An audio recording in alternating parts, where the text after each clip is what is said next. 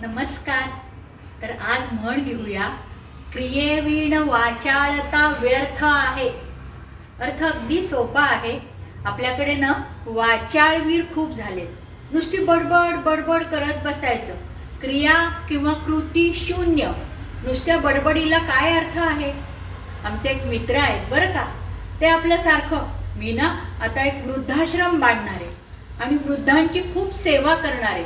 वास्तविक पाहता हे जर बसमधून जात असतील आणि कोणी वृद्ध आले तर उठून त्यांना जागा सुद्धा करून द्यायचे नाहीत. ना कधी ह्यांनी कुठल्या वृद्धाला मदत केली आहे, ना कधी त्यांची सेवा केली आहे, ना कधी त्यांना औषधं आणून दिली आहेत, ना कधी त्यांना कुठं एकटं वाटू नये म्हणून सोबत केली आहे. काही नाही, नुसतीच बडबड बडबड करत बसायचं. क्रिया काही नाही, नुसतीच वाचाळपणा. आता मध्यंतरी एवढा त्या मराठवाड्यामध्ये पाऊस पडला, सरकारने ओला दुष्काळ जाहीर केला.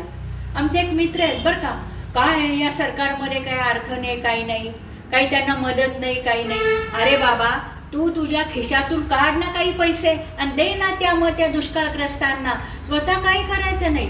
कधी त्या दुष्काळग्रस्तांना कुठं मदत केली आहे, कपडा लत्ता पुरवलाय, औषध पाणी पुरवले किंवा त्यांना धनधान्य पुरवलंय? काही नाही. घे एखादं गाव दत्तक, घे 4 मुलं दत्तक. नाही, पण नुसती बडबड करायची. म्हणूनच त्यांना एकाने सांगितलं, अरे बाबा, क्रियेविण वाचाळता व्यर्थ आहे.